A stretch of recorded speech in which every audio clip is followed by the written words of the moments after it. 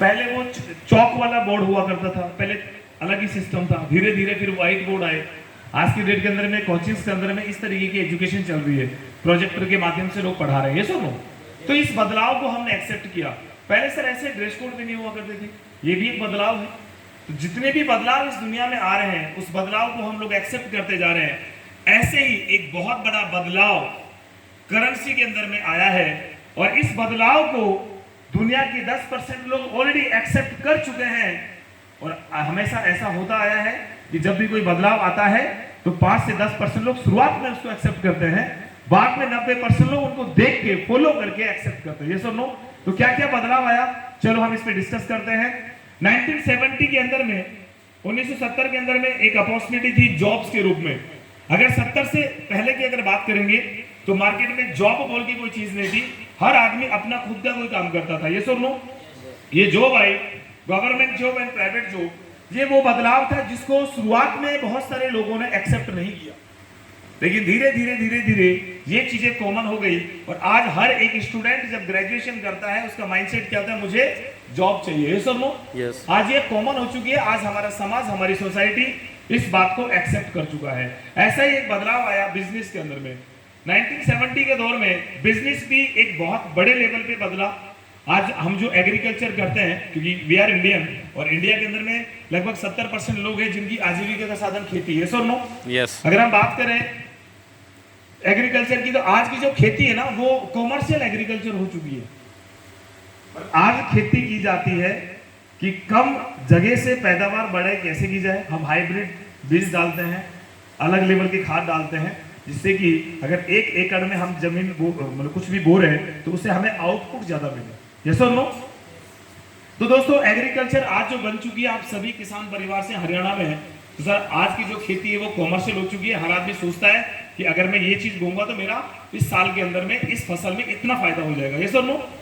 दूसरा, आज दुकानें, आज जितनी भी दुकानें देख रहे हैं, एक जमाने के अंदर में ऐसी कोई दुकानें नहीं हुआ करती थी, ये कोई व्यापार का जरिया नहीं था, लेकिन आज एक दुकान, हर इंटरनेशनल होता है। अगर बच्चा पढ़ा लिखा होगा तो ठीक है, जॉब लगी थी, वरना कोई दुकान खोल के दे देगा, यस और no. Number of third, professional. अब प्रोफेशन ऐसा हो चुका है, हर कोई, जैसे कोई लॉयर बनना चाहता है, कोई डॉक्टर बनना चाहता है, कोई इंजीनियर बनना चाहता है, कोई चार्टर्ड अकाउंटेंट बनना चाहता है, कोई होटल मैनेजमेंट का कोर्स करके सेफ बनना चाहता है। आप देखिएगा हर कोई अपने आप को प्रोफेशनल बना रहा है कि मेरी खुद की काबिलियत यह है कि भाई इस काम में मैं एक्सपर्ट हूँ, और वो उसी काम के जरिए आज अच्छा पैसा बना रहा है। और नंबर 4, बिजनेस। आज बिजनेस में भी बहुत सारा बदलाव आया है। क्या मैन्युफैक्चरिंग यूनिट्स लग चुकी हैं, बड़े बड़े कारखाने में, नरेला में जाता हूँ या नोएडा में मैं मीटिंग करने जाता हूँ, आपके सोनीपत में बहुत सारे लोगों ने अपने प्लांट, जैसे यहाँ पर कई लोगों ने बिनोड़ा की फैक्ट्री लगा रखी है। वो क्या है सर, एक बिजनेस हो ना, फैक्ट्री। कई लोगों को मैंने देखा घी की फैक्ट्री लगा रखी है। यहाँ पर मैं कई लोगों को प्रेजेंटेशन दिया, मतलब क्या है कि आज ये चीजें बिजनेस के तौर पे मार्केट में आई, और आज ये जो चीजें हैं ये कॉमन हो चुकी है। ये बदलाव था जॉब के अंदर में और बिजनेस के अंदर में, जिसको एक्सेप्ट किया गया। शुरुआती में लगभग 5 से 10% जैसे लोग थे जो इनकी तरफ झुके, लेकिन आज 100% आज हमारे कल्चर में ये चीज आ चुकी है। ऐसा ही 1983 के अंदर में एक और घटना घटी, मैं आपसे रूबरू कराना चाहता हूं। दुनिया की ऐसी सबसे बड़ी खोज, ऐसी सबसे बड़ी रिसर्च जो आज ने पूरी दुनिया के अंदर में बहुत बड़ा बदलाव का कारण बन चुकी है। और वो 1983 के अंदर में क्या घटना घटी, एक ऐसी घटना घटी, और 1983 में आया इंटरनेट।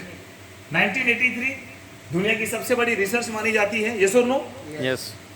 इंटरनेट आज किस फील्ड में नहीं है, मैं आपसे जानना चाहता हूँ। आप ऐसा कोई फील्ड उठा के देखिए जहां पर इंटरनेट की अवेलेबिलिटी नहीं है। यानी कि जो सिस्टम पहले चल रहे थे, इंटरनेट ने आने के बाद उनको बदल दिए, यस और नो। यस। ऐसा ही था। अगर आप देखेंगे, पहले हम, अगर एक फॉर एग्जांपल मैं आपको थोड़ा बात करना चाहता हूँ, पहले कोई भी मैसेज दिया जाता था तो शायद टेलीग्राम भेजा जाता था, किसी जमाने में स्पीड पोस्ट हुआ करती थी, आज भी है वो चीजें। धीरे धीरे जब इंटरनेट आया तो आज मेरे हिसाब से विद इन सेकेंड लगते हैं। यहाँ से अगर मुझे यूएसए में कोई डॉक्यूमेंट्स भेजना है, थ्रू इंटरनेट ईमेल आईडी के जरिए मैं अपने डॉक्यूमेंट्स कहीं भी शेयर कर सकता हूँ, यस और नो। यस। ये पावर है इंटरनेट की, टेक्नोलॉजी की। तो 1983 में इंटरनेट आया, और इंटरनेट की वजह से बहुत कुछ बदला। लेकिन आज हमारा मुद्दा हर टॉपिक को लेकर के नहीं है, आज हम सिर्फ बात करेंगे फाइनेंशियल सेक्टर को लेकर के, यस और नो। यस। इंटरनेट ने हॉस्पिटलिटी को बदला, बैंकिंग सिस्टम में हम बात करेंगे। अगर देखेंगे एजुकेशन लाइन वो पूरी बदल चुकी है इंटरनेट के जरिए। फैक्ट्री की बात करें, कंपनीज की बात करें, ऐसा कोई सेक्टर आप उठा के देखिए जहां पर इंटरनेट ने अपने आप को खड़ा नहीं किया है और उस बिजनेस को पूरा बदल दिया है। लेकिन आज हमारा मुद्दा है फाइनेंशियल सेक्टर। तो 2008 के अंदर में, हाँ थोड़ा इस पे टॉपिक करते हैं कि 1983 में कंप्यूटर लॉन्च हुआ था, लेकिन भारत ने इसको 1995 में एक्सेप्ट किया था। मतलब इंडियन मेंटेलिटी इस चीज को एक्सेप्ट कर पाई थी 1995। ये बातें जो मैं बोल रहा हूँ, everything is available on internet, you can search it. Clear हो पा रहा है? यहाँ पे जो कुछ भी मिलेगा ये सारा इंटरनेट पे अवेलेबल है। आफ्टर मीटिंग के बाद में आप सर्चिंग मोड में जा सकते हैं।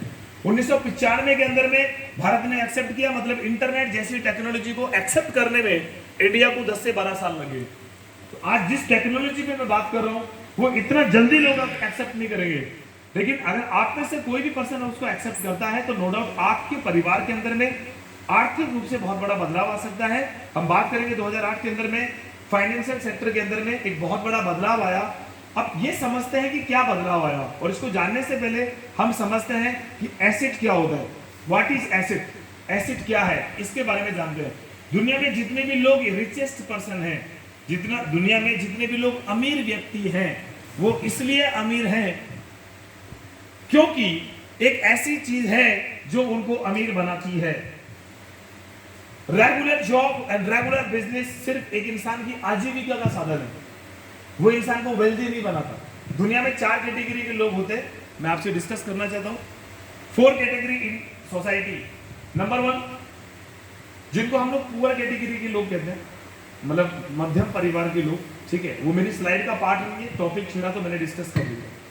ये वो लोग जिनके पास ना पैसा होता है ना टाइम होता है। No money and no time. थोड़ा ध्यान से सुनिएगा, no money and no time. ये बेचारे सुबह जाते हैं शाम को आते हैं, जितना कमाते हैं उससे अपने परिवार को चलाते हैं। ठीक है।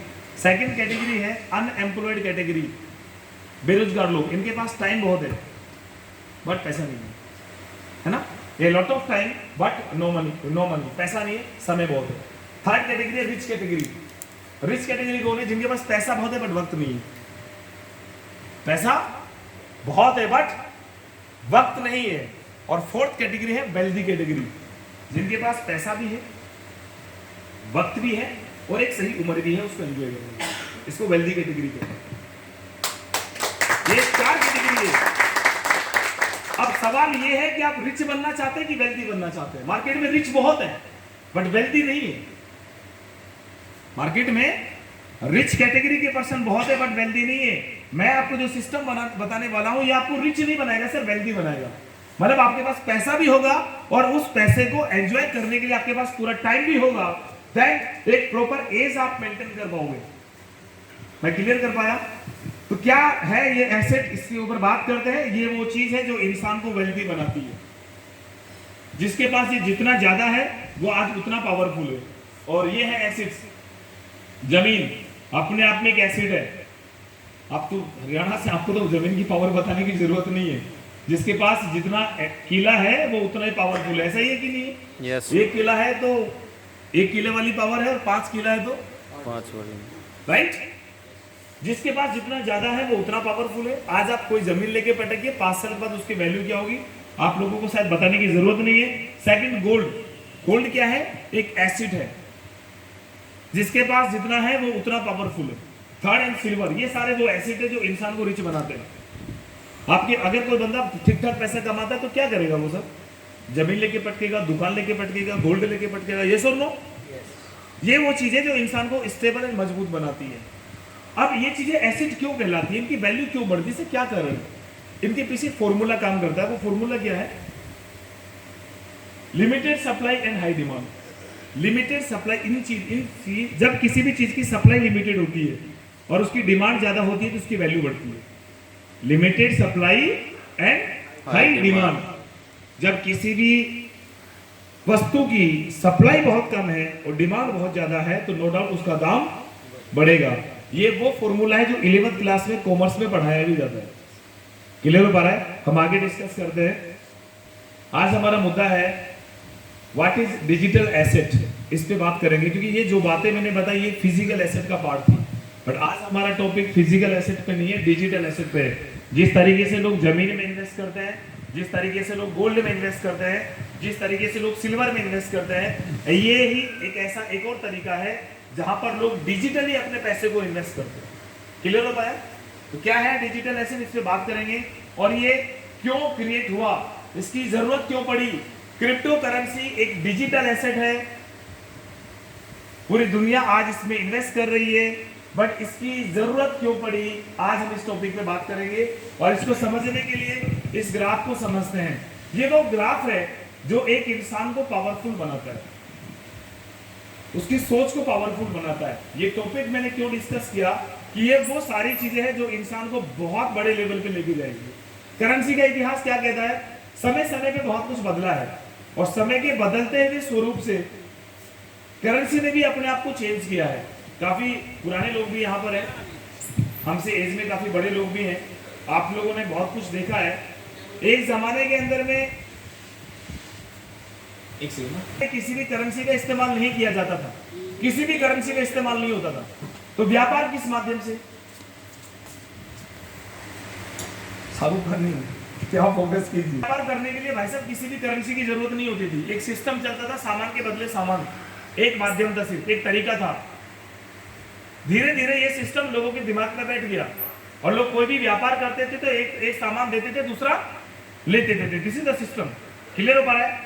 लेकिन एक वक्त के बाद ये जो बार्टर सिस्टम है, ये लोगों के लिए चैलेंजेबल हो गया। क्या चैलेंजेबल हो गया कि आप सोच के देखिए,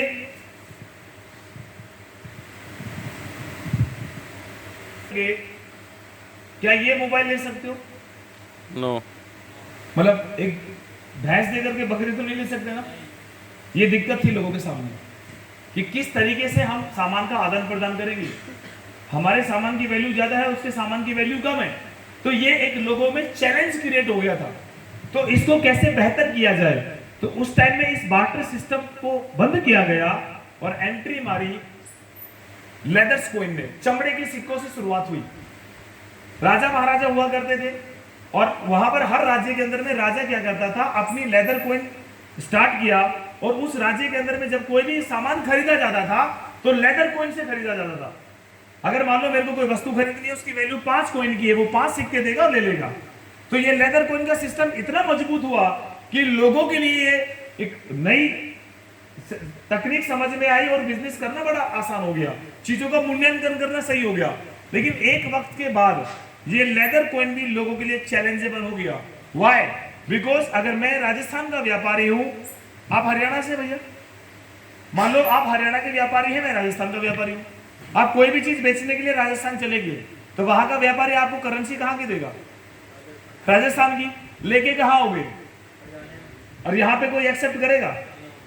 ये चैलेंज था बस, और कोई चैलेंज नहीं था। अपने राज्य में बिंदास काम चल रहा था, लेकिन अगर आपको इंटर स्टेट, अंतरराज्यीय व्यापार करना है तो ये एक चैलेंज था।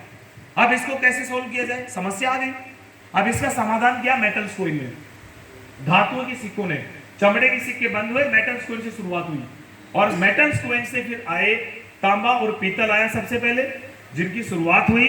और उस टाइम पॉपुलर हुआ सिल्वर, क्योंकि जो चांदी की जो कम्युनिटी थी, कम्युनिटी बोले तो कमेटी, मतलब किसी भी चीज को अगर कोई मतलब मानने वाले लोग ज्यादा है तो उसकी वैल्यू ज्यादा होगी। तो चांदी पावरफुल बन गया, और चांदी ने एक नेशनल करेंसी का रोल प्ले किया। एक नेशनल करेंसी पूरे भारत के अंदर में चांदी एज ए करेंसी के तौर पे चला करती थी। धीरे धीरे धीरे धीरे सप्लाई कम होने की वजह से, डिमांड ज्यादा होने की वजह से चांदी एसेट भी बन गया। सिर्फ लोग लेन देन नहीं करते थे, खरीद के भी रहते थे। क्लियर हो पाया सर? Yes. धीरे धीरे चांदी के बाद गोल्ड आया, क्योंकि चांदी में एक चैलेंज आ रहा था। वो चैलेंज क्या था? इंटरनेशनल मार्केट को लेकर के।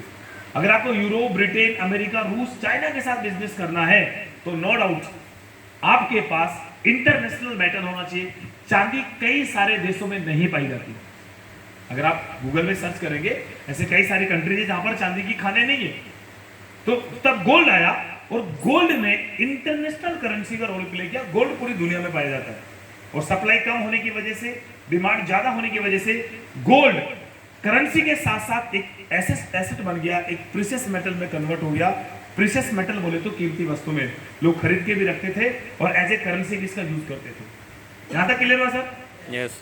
मैंने आपको एक चीज बताने की कोशिश की है, पूरी दुनिया में ये सिस्टम चला, जब इसमें प्रॉब्लम आया तो उसका सोल्यूशन ये आया, जब इसमें प्रॉब्लम आया तो उसका सोल्यूशन ये आया, जब इसमें प्रॉब्लम आया। अब इसको समझते हैं। गोल्ड के बाद एक प्रॉब्लम थी, क्या प्रॉब्लम थी? सिक्योरिटी। भाई साहब नाम क्या अपना?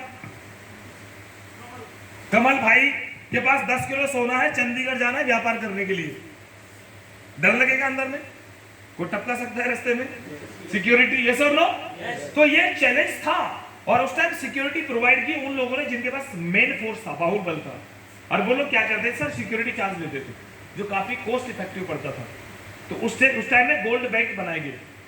गोल्ड बैंक में क्या होता था? गोल्ड जमा होता था और बदले में गोल्ड बॉन्ड मिलता था। पूरा बात ध्यान से सुनिएगा सर। जैसे आज मुथूट फाइनेंस में क्या होता है, आप गोल्ड जमा करते हो लोन के लिए, आपको करेंसी मिल जाती है। वो क्या बॉन्ड, एक पेपर के नोट मिलते हैं ना, तो उस टाइम गोल्ड बॉन्ड मिला करता था। गोल्ड बॉन्ड से लोग व्यापार करते थे। अभी कमल भाई के पास 10 किलो सोना था, अभी इन्होंने गोल्ड बैंक में जमा कर दिया और इनको एक एग्रीमेंट दे दिया। अब इनको बिजनेस करना है मान लो सर के साथ में, तो वो क्या करेंगे? सिर्फ एक कागज का टुकड़ा लेके आएंगे और इनको देंगे, रिएक्सेप्ट करेंगे। इनको पता है कि इस गोल्ड बैंक के अंदर इनका गोल्ड जमा है, इस कागज के टुकड़े से व्यापार होने लगा और पूरी दुनिया के अंदर में गोल्ड एक जगह सेफ था और मार्केट में चल रहा था सिर्फ एक कागज का टुकड़ा। और इसी गोल्ड बॉन्ड को 18वीं शताब्दी के अंदर में चाइना पहली कंट्री है जिन्होंने पेपर बॉन्ड में कन्वर्ट कर दिया, जिसको आज हम कागज के नोट के नाम से जानते हैं। पेपर बॉन्ड में कन्वर्ट किया, कागज के नोट चलन स्टार्ट हुआ और ये सिस्टम इतना पावरफुल था कि पूरी दुनिया ने इसको एक्सेप्ट किया। भारत में आरबीआई तब आया, इससे पहले अगर कोई भी इंटरनेशनल करेंसी है तो वो गोल्ड है। तब से कागज के नोटों का चलन स्टार्ट हुआ और देखो हर कोई नई शुरुआत अच्छी होती है। कागज के नोटों से बिजनेस करना बहुत आसान हुआ, बिजनेस में एक नई दिशा पकड़ी, नई ग्रोथ पकड़ी और कागज के नोट आज भी हम लोग यूज कर रहे हैं। बट कागज के नोटों के साथ भी एक चैलेंज है जो हम सबने फेस किया है और वो है डुप्लीकेसी, नकली नोट छपना। ये सो नो? यस। इससे कैसे आज भी अगर 500 का नोट देता तो मैच भाई देखते ना, कोई चेप तो नहीं गया। ये सो नो? तो कागज के नोटों को से कंट्रोल करने के लिए भारत के अलावा 23 ऐसी कंट्री जिनमें पहले नोटबंदी होती थी। अगर आप इंटरनेट पे सर्च करोगे, इंडिया से पहले 23 कंट्रीज हैं जिनमें नोटबंदी हो चुकी थी सिर्फ इस डुप्लीकेसी को लेकर के। तब शुरुआत हुई पेपर के नोट की। पेपर के नोटों के बाद प्लास्टिक करेंसी आई। प्लास्टिक करेंसी जिनको आज हम एटीएम कार्ड, क्रेडिट कार्ड के नाम से जानते हैं। और फिर इंटरनेट जब आया तो इंटरनेट से पैदा हुई इंटरनेट मनी, जिसको आज हम सभी गूगल पे, फोन पे, पेटीएम के नाम से जानते हैं। कहां तक क्लियर हुआ? यस। इंटरनेट से एक सुविधा क्या हुई? डुप्लीकेसी कंट्रोल हुई। क्यों? योर गुड नेम आकाश भाई। आकाश भाई को मेरे को अगर 1 लाख रुपए सेंड करना है गूगल पे, तो मैं क्या करूंगा? नोट ट्रांसफर करूंगा आपको। I will transfer some digit, मैं कुछ अंक भेजूंगा 150, यस और नो? अगर आकाश भाई 4 जीरो लगा के भेजूंगा तो फोन आएगा वापस भाई 90 और भेज दे, यस और नो? तो यहां पर क्या है? सिर्फ डिजिट ट्रांसफर होता है और डिजिट पूरी दुनिया में फिक्स है, 0 से 9 तक, यस और नो? है अमेरिका में कोई और डिजिट चलता है, चाइना में कोई और डिजिट चलता है? क्लियर हो पाया? और आज हम सब लोग इंटरनेट मनी यूज करते हैं कि नहीं करते हैं? यस। अब जहां तक आपको मैं ला चुका हूं, लेकिन अब जिस टॉपिक पे बात कर रहा हूं वो है क्रिप्टो। क्रिप्टो क्यों आई? क्योंकि आज हमारी जो इंटरनेट मनी, डिजिटल मनी है ना, आज उस पर क्वेश्चन मार्क है। क्या क्वेश्चन मार्क है? क्योंकि ये सेफ एंड सिक्योर नहीं है। नहीं है। व्हाई? क्योंकि इसकी भी चोरी हो जाती है और चोरी करने वाले लोग अब यहाँ पर चोर नहीं कहलाते, हैकर कहलाते हैं। क्या कहलाते हैं? हैकर। कोर्स भी होता है चोरी करने के लिए। पहले चोरी करना कोई सिखाते थे, आज बड़ी बड़ी यूनिवर्सिटी सिखाती है, जिनको हैकिंग कोर्स कहते हैं, यस और नो? आपको सर्टिफाइड चोर बनाते हैं आज की डेट में। वो डिपेंड करता है कि सामने वाला यूज कैसे करता है। क्लियर हो पा रहा है? आज बिकॉज ऑफ हैकिंग आज इंटरनेट सेफ नहीं है। मैं यहां तक क्लियर कर पाया? और आपने देखा भी होगा ना, यूपीआई स्कैम, यूट्यूब में डाल के देखना पेटीएम स्कैम कितने हुए, यूपीआई स्कैम कितने हुए। सर आज तक कोई रिकॉर्ड नहीं है। आपको हजारों वीडियो मिल जाएंगी कि कैसे यूपीआई से स्कैम होता है। आपके यूपीआई आईडी से पैसे निकाल लिए, आपके पेटीएम हैक हो चुका है, एसबीआई बैंक 2019 का लॉकडाउन 59 सेकंड के लिए हैक हो गया था। क्लियर हो पा रहा है? इससे कैसे बचा जाए। आम जनता परेशान है। वाई? इंटरनेट की चोरी दुनिया की सबसे बड़ी चोरी है। चोरी आज से नहीं हो रही, चोरी तब से हो रही जब से इंटरनेट बना है। लेकिन उस टाइम हम ज्यादा पैनिक नहीं होते थे। क्यों पैनिक नहीं होते थे? क्योंकि इंटरनेट का हमारे जीवन में उतना महत्व नहीं था। आज इंटरनेट हमारी लाइफ स्टाइल का हिस्सा बन चुका है। यस और नो? यस। अकाउंट छोड़िए, इंस्टाग्राम हैक हो जाए तो पसीने छूट जाते हैं। यस और नो? यस। फेसबुक हैक हो जाए तो पसीने छूट जाते हैं। यस और नो? तो इंटरनेट की चोरी दुनिया की सबसे बड़ी चोरी है। अब इसको कंट्रोल कैसे किया जाए, ये पूरी दुनिया के लिए चैलेंज था। तो इसको रोकने के लिए बहुत सारी खोज हुई, बहुत सारी लैंग्वेजेस बनी जो आज पढ़ाई जाती है, जिनको आप जावा, ASP, DSP, .NET, C++, Python, है ना, HTML, BHTML, XHTML, ये सारी लैंग्वेजेस हैं। जिनको नहीं समझ आ रहा बता दो, ये कंप्यूटर की कुछ लैंग्वेज है जो पढ़ाई जाती है। इंजीनियरिंग में लड़के CS ब्रांच में पढ़ते हैं, IT में पढ़ते हैं, कोई बैचलर ऑफ कंप्यूटर एप्लीकेशन का कोर्स करता है, कोई मास्टर ऑफ कंप्यूटर एप्लीकेशन का कोर्स करता है। ये सब चीज में सिखाई जाती है। और इन लैंग्वेजेस को बनाने का एक ही कारण था, एक ही मुद्दा था कि भाई इनके माध्यम से इंटरनेट पर कोई डाटा रहेगा तो उसको कोई चोरी नहीं करेगा, सेव करेंगे। क्लियर हो पा रहा है? बट अभी तक एक भी लैंग्वेज प्रॉपर तरीके से इंटरनेट को सेव नहीं कर पाई। तो जापान के एक साइंटिस्ट है जिनका नाम है सातोशी नाकामोटो। मैं ये बता रहा हूं कि क्रिप्टो करेंसी क्या है और ये पैदा क्यों हुई। क्लियर हो पा रहा है? जापान के साइंटिस्ट है जिनका नाम है सातोशी नाकामोटो। इन्होंने एक लैंग्वेज बनाई जिस लैंग्वेज को आज पूरी दुनिया ब्लॉकचेन लैंग्वेज के नाम से जानती है। क्लियर हो पा रहा है? Yes. और इस लैंग्वेज को बनाने का एक ही एजेंडा था कि इंटरनेट को सेफ एंड सिक्योर करना। अगर इस ब्लॉकचेन पर कोई भी डाटा, कोई भी कंपनी, कोई भी बैंकिंग स्टाफ, कोई भी कॉलेज, कोई भी हॉस्पिटल अगर अपना रिकॉर्ड रखेगा तो कोई थर्ड पार्टी उसको चोरी नहीं कर सकती, हैक नहीं कर सकती। क्लियर हो पा रहा है? इस ब्लॉकचेन को बनाने का एक ही एजेंडा था। जब ये ब्लॉकचेन टेक्नोलॉजी बनके तैयार हुई तो लोगों के मन में एक डाउट भी था, कहीं ये अनहैकेबल तो हैकेबल है कि अनहैकेबल है?